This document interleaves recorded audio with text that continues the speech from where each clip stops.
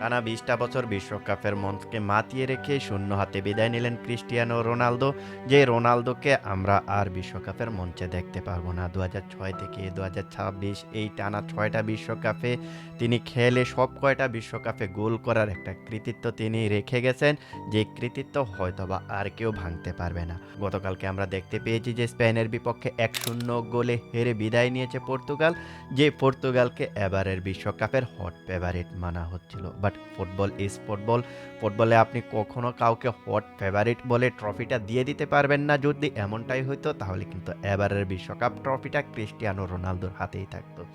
Cristiano Ronaldo তার football ক্যারিয়ারে যতগুলো বিশ্বকাপ খেলেছেন সব কয়টাতে গোল করেছেন এবং উত্থান পতন সব কিছুই কিন্তু তিনি দেখেছেন। ২০০৬ বিশ্বকাপে মাত্র ২১ বছর বয়সে বিশ্বকাপ খেলতে এসে তিনি পেনাল্টি থেকে একটা গোল করেছিলেন, আর ওই বিশ্বকাপে পর্তুগাল সেমিফাইনাল পর্যন্ত গিয়েছিল এবং সেমিফাইনালে ফ্রান্সের এগেনস্টে হেরে বিদায় নিয়েছিল। ২০১০ বিশ্বকাপ যখন খেলতে এসেছিলেন ওইখানেও তিনি একটা গোল করেছেন, যেখানে রাউন্ড অফ 16-এ স্পেনের এগেনস্টে ১-০ গোলে হেরে তিনি বিদায় নিয়েছিলেন। পরবর্তীতে ২০১৪ বিশ্বকাপ খেলতে আসলেন এবং ১৪ বিশ্বকাপটা পর্তুগাল এবং ক্রিস্টিয়ানো রোনালদোর জন্য একটা জঘন্যতম বিশ্বকাপ ছিল, যেখানে তারা গ্রুপ স্টেজ থেকে বিদায় নিয়েছিল। ২০১৪ বিশ্বকাপে প্রথমত জার্মানির এগেনস্টে ৩-১ গোলে হেরেছিলেন, পরবর্তীতে গ্রুপ স্টেজ থেকে বিদায় নেয়। ওই আসরেও রোনালদো একটা গোল করেছিলেন।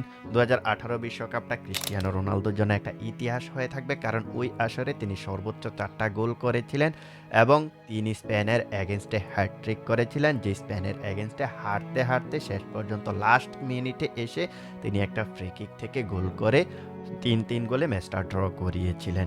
এই আসরে তিনি সর্বোচ্চ ৪টা গোল করেছিলেন, তবে রাউন্ড অফ 16-এ উরুগুয়ের এগেনস্টে হেরে তারা ওই বিশ্বকাপ থেকে বিদায় নিয়েছিলেন।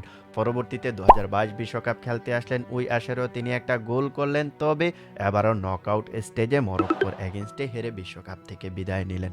সর্বশেষ ২০২৬ বিশ্বকাপটা খেলতে এসে ৩-৩টা গোল করেছেন, যেখানে সর্বশেষ ম্যাচটাতে রাউন্ড অফ 16-এ স্পেনের এগেনস্টে আবারও ১-০ গোলে হেরে ২০১০-এর মতো বিদায় নিলেন।